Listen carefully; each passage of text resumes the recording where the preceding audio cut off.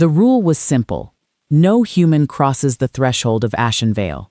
I had written it myself, 7 years ago, in the cold week after the last healer we trusted turned out to have been a spy for the Veldenmoor pack. He had been with us 2 winters. He had learned our numbers and our patrol rotations and the location of our southern cache, and when he left, in the night, without a word, he had left with all of it. The damage had been manageable. The lesson had not required repeating. I had held the rule ever since, and the rule had held the fortress, and I had found a kind of satisfaction in that. The certainty of it, the clean boundary of it, the fact that every soul inside these walls was pack-born and known and had been vouched for by someone I trusted, who had been vouched for by someone before them. Order, in my experience, is not a comfort. It is simply a reduced number of surprises. And I had found, over 7 years of sitting in this stone seat at the edge of the northern reach, that surprises had a persistent tendency to be the expensive kind. Riven had never disagreed with me about any of it. He was 12 years old, gray at the muzzle now, with the particular dignity that comes to large wolves in their middle years.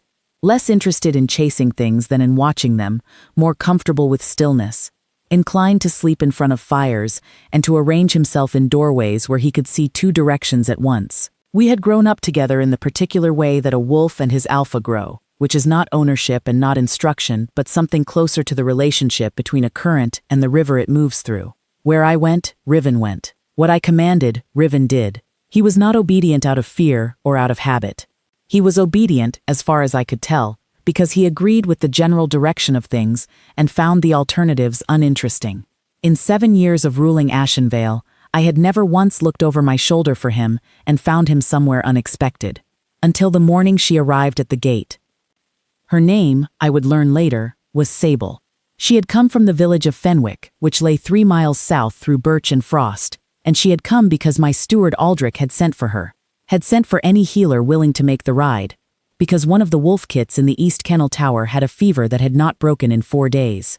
Our own healer, Marin, was a day's ride north attending a complicated birth and could not be reached. Aldrich had a practical mind and a loose interpretation of my rules when pressed by circumstance, and he had decided to handle the problem and tell me afterward. I was in the upper corridor, reviewing the autumn grain accounts, when I heard the gate open. I went to the window. There was a woman at the threshold, not tall, not small, dressed in a traveling cloak the color of storm cloud, carrying a worn leather satchel over one shoulder and holding the reins of a dun horse with the other hand. She was speaking to Aldrich with the directness of someone who has already been told what the job is and would simply like to get to it. I could not hear what she was saying from 2 floors up, but I could see her manner, and her manner was not nervous. Most people who arrive at Ashenvale for the first time are nervous. This is, I understand, because Ashenvale is a very large fortress, built of very old black stone, that has a tendency to look, in autumn light, as though it has absorbed a certain number of difficult centuries and found them instructive. The outer curtain wall is 15 feet thick. The gate arch is carved with the mark of the Ashenvale line, a wolf's head with its eyes open and its mouth closed, which I have always thought was an appropriate symbol for the kind of patience that outlasts opposition. She appeared not to have found any of this particularly alarming. I was about to send a guard down with the polite dismissal I had used 100 times. "Thank you, your services will not be required, good afternoon," when I heard the sound that stopped me. Soft, rapid pause on the outer courtyard stone. Riven had been asleep in front of the great hall fire. He should not have been able to hear the gate from there.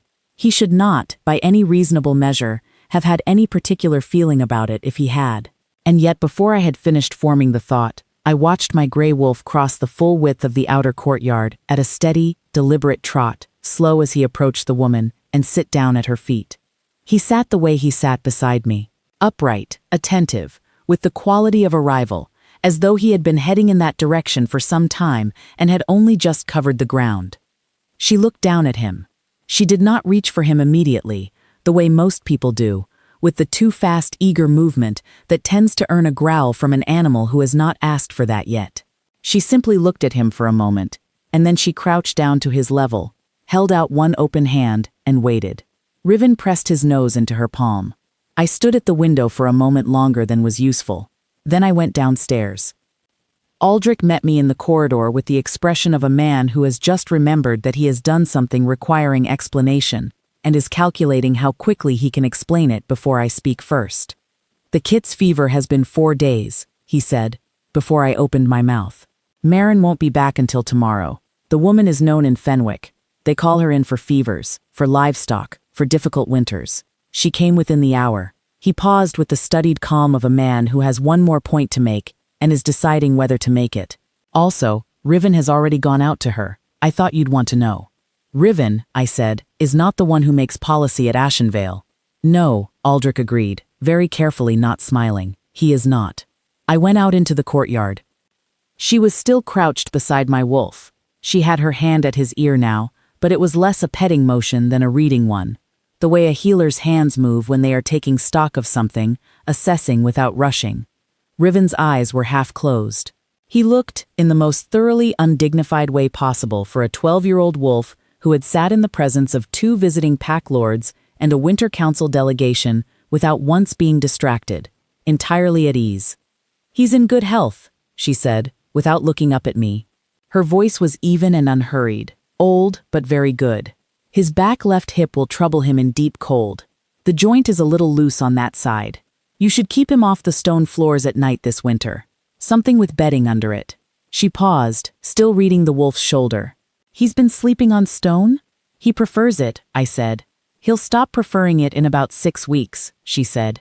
She stood, adjusting the strap of her satchel. "I was told there's a kit." I looked at her for a moment. I had not invited her opinion of my wolf. I was also, if I am honest, aware that I had no argument with anything she had said. The hip had concerned me too. I had made a note of it in the autumn. I stepped back from the gate. "The East Kennel Tower," I said. "Aldrich will take you." The kit's name, according to the kennel register, was Birch. He was 8 weeks old, small even for his age, with the slightly oversized paws of a wolf who has not yet grown into himself. He had been restless and crying since before dawn, and the young pack members who took turns sitting with him looked wrung out with worry and the particular helplessness of people watching something small suffer and being unable to stop it. She came in without ceremony. She set her satchel down in the straw, crouched beside Birch, and began with her hands, running them along his spine, lifting his gum line, pressing lightly at his flanks, checking the temperature of his ears and his paws. I stood in the doorway. Riven sat beside me with his shoulder warm against my knee, which was also not his usual place. She did not make the high, sweet sounds that most people make at small animals, as though diminishing their own voice might help. She spoke to the kit in the same tone she used with everything else, level, direct, unhurried, as though she had made a considered decision, sometime in the past, to treat all creatures as worth her full attention regardless of their size or their ability to follow a conversation. The kit, who had been whimpering and circling since I arrived, went still within 10 minutes. He laid his head on his paws and exhaled. "Marsh fever," she said without looking up. "Common in the lowland villages this time of year, when the ground is half frozen and the drainage is bad. Less common in a hold at this elevation, which means there's a source nearby. Standing water, most likely a drainage problem near the east wall. Do you know of one?" "Not specifically," I said. "I'll look in the morning," she said, "before I go." She opened her satchel and laid out her materials on a cloth she spread in the straw, and I watched her work with the quiet certainty of someone who has done this so many times that the individual steps have dissolved into a single continuous motion. She mixed 3 things in a small clay bowl, warming it briefly between her palms before she fed the mixture to Birch with a soft cloth. He accepted it without protest. His breathing steadied. After a few minutes, his eyes closed. "He'll sleep now," she said. "He needs the broth kept up every 3 hours through the night. Is there someone who can manage that?" "There are 3 people on the night watch who've been taking turns," I said. She nodded. "Good. His gums should be pinker by morning. If they're not, or if the fever climbs again, send for me." She began to put her materials away with the efficiency of someone whose satchel has a place for everything. "He'll be all right. He's young and he's strong, and you caught it before the 4th day made it complicated." "We caught it on the 4th day," I said. "No," she said, and looked up at me for the first time since she had started working. "You caught it on the 4th day. It's still manageable. If you'd waited for a 5th, it would have been a different conversation." She held my gaze for a moment, not combatively, simply straight, the way someone looks at you when they are saying a true thing and have no interest in softening it. Call for me sooner next time. I had not, in quite some time, been told what to do by someone who had been inside my gates for less than 2 hours. I also could not find anything wrong with what she had said. I'll keep it in mind, I said. Riven, I noticed, had by this point left my side entirely. He was sitting behind her left heel, upright and attentive, in the precise posture he used when he was telling me something required my consideration. Aldrich arranged a room in the east wing because the kit needed checking at dawn, and the ride back to Fenwick in the dark was not a reasonable thing to ask of anyone. I did not argue. The kit was the reason, and the ride was unreasonable, and I told myself, simply made a practical adjustment to a practical situation. The rule, I reasoned, existed to prevent the fortress's interior from being mapped, its routines from being learned, its vulnerabilities from being noted and carried back to someone with an interest in using them. A healer in the East Wing for one night, treating a sick kit, was not a security concern. She was not pacing the walls. She was not counting guards. She had, as far as I could tell, no particular interest in anything except the kit, the drainage problem, and Riven. Especially Riven. That night I sat at the head of the great hall table and ate my meal, and Riven did not come to his usual place near the fire. I noticed this the way you notice the absence of a familiar sound, not with alarm exactly, but with the quiet attentiveness of something that has changed. Dace found me halfway through the meal. He was young enough to look slightly embarrassed when delivering information he suspected I wouldn't welcome. "He's in the east corridor," Dace said, "outside the guest room. He's just lying there. He won't come when called. Tavin tried twice. Tavin was the best handler we had. If Riven was not responding to Tavin, he was not going to respond to anyone I sent." "Leave him," I said. Dace nodded and went away. I sat with my meal a while longer, watching the fire in the great hearth, listening to the hold settle into its night sounds, the distant change of guards on the upper walk, the low conversation from the far end of the table, the wind off the northern reach, finding the gaps in the old stone the way it had done for 300 years. Riven was not in his place beside the fire. I ate my meal. I thought, with some care, about nothing. She was in the great hall at breakfast, and she sat at the long table, with the comfortable ease of someone who has never been particularly concerned about whether a room is grand, or a man at the head of the table is the sort of person that other people find difficult to read. She ate bread and drank the morning tea, and talked to Aldrich about the East Wing drainage records, and Aldrich found them, because Aldrich has a persistent weakness for anyone who asks a direct question, and clearly already knows half the answer. Riven ate his own breakfast 3 feet from her chair. In 7 years, Riven had eaten his breakfast 3 feet from my chair. I sat across from them and drank my tea and observed this without comment. "The drainage crack is under the second external buttress on the east wall," she said, to me or to the table, without looking up from her notes. 2 feet down, the channel stone has a fracture. Water pools along it when the ground freezes hard, and it seeps toward the kennel foundation. That's where Birch's fever started. She looked up. "You'll want it addressed before the deep freeze. After that, it becomes a 2-spring problem instead of a 2-day one." "I'll have someone look at it today," I said. She nodded.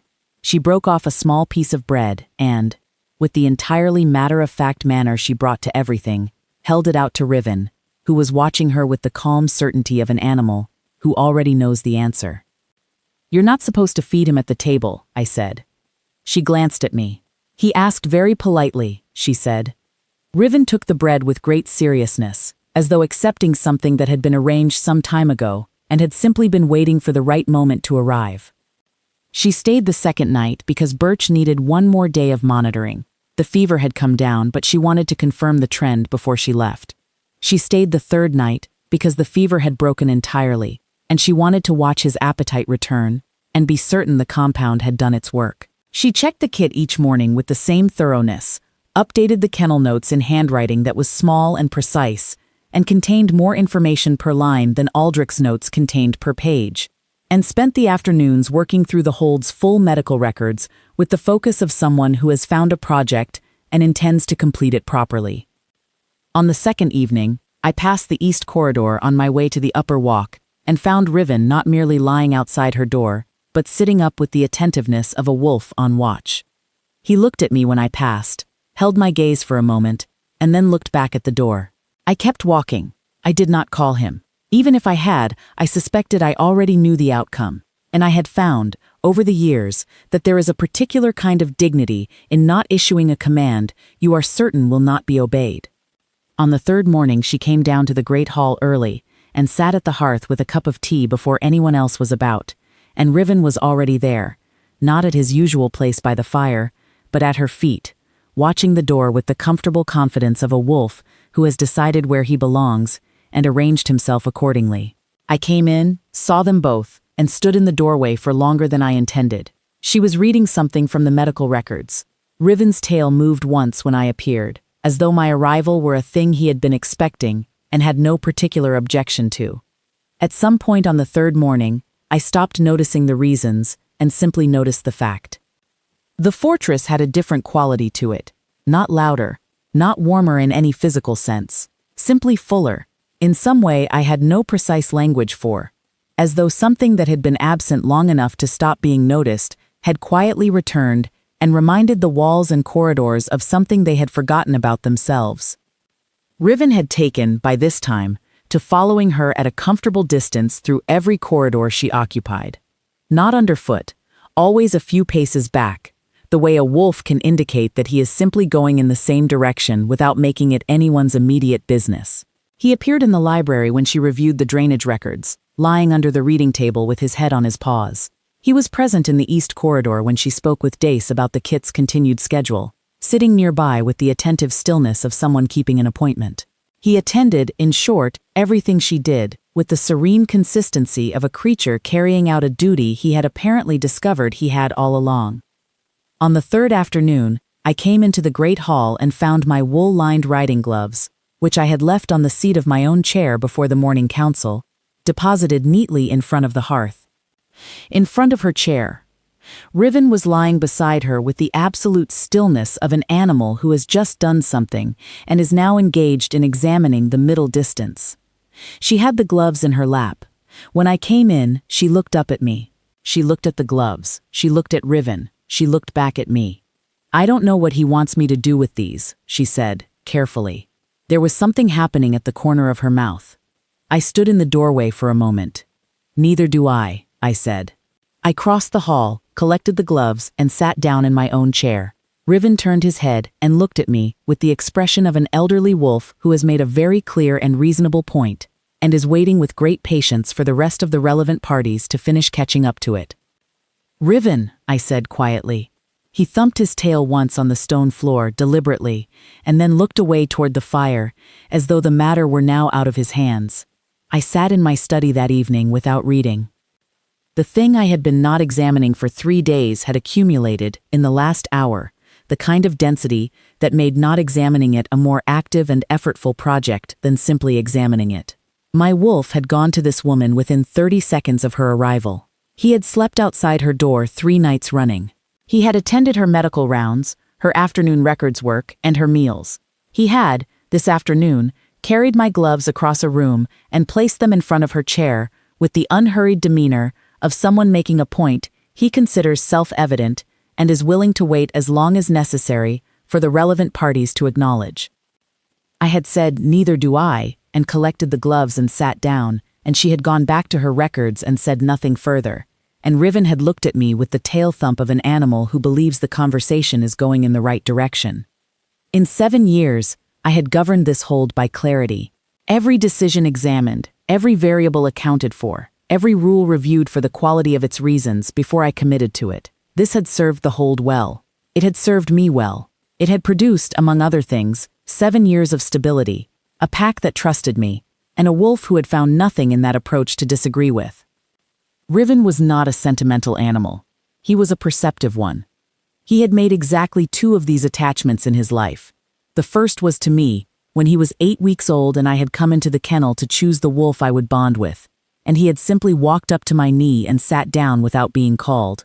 In 12 years since, through 2 visiting alphas, 3 delegations, and 1 member of the Winter Council who had brought particularly good dried meat and spent 20 minutes trying to befriend him, He had received all overtures with the same dignified neutrality with which he received weather, acknowledgement without particular interest.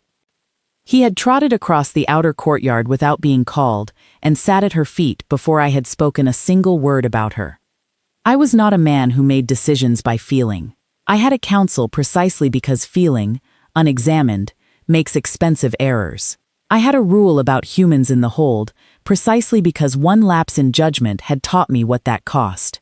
I had built 7 years of stability at Ashenvale on the practice of looking at every choice directly, and not allowing what I wanted to get ahead of what I could confirm. But Riven had no political agenda. He had nothing to gain from any conclusion except the one he had already arrived at. He had looked at this woman, had been looking at her, in his particular way, for 3 days, and had found something there that moved him to be beside it, consistently, without exception, in a manner that had not varied since the moment she had held out her hand at the gate and waited. I had always trusted my wolf. There is a particular quality to the way he moves toward things that are good, I had learned over 12 years. Not the bounded forward enthusiasm of a young animal discovering the world, but the deliberate, certain pace of one who has taken stock and is simply covering the distance between where he is and where he needs to be. He had moved toward her that way. He had been telling me something for 3 days in the only language he had, where he chose to be, and beside whom. I sat until the study fire burned low, and then I acknowledged, in the plain manner I try to acknowledge true things, that what was happening here was not governed by the rule I had written, because that rule had been written for a different circumstance, and what was in front of me was not that circumstance. In the morning, she came downstairs with her satchel packed and her traveling cloak on, and her horse saddled from the stable. She said goodbye to Aldrich in the east corridor, with the warm directness of someone who does not make farewells into longer ceremonies than they need to be. She gave Dace the written-out schedule for Birch's ongoing care, 4 items, clearly laid out, with the dosing intervals marked, and Dace accepted it with the gravity of someone who has been entrusted with something that matters. I was in the outer courtyard. Riven was at the gate. He was not sitting beside it. He was not standing in front of it in the ordinary way of a dog that has been left behind and is expressing a preference. He was lying across the full width of it, front paws extended, head level with the ground, tail perfectly still.